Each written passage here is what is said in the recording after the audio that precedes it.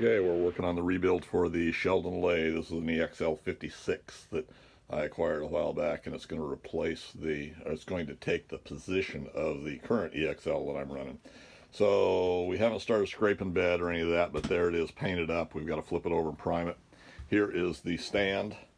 We have it all painted up, just got the drawers and the door put back on it yesterday. There's the feet that go underneath. They're just propped in place there. They're not even sitting down on the stand.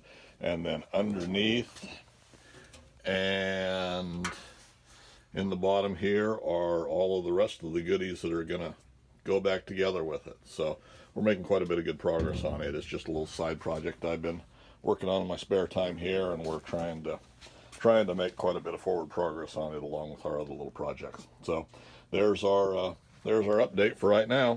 You know, everything's painted up inside and out, and I'm really happy with it so far.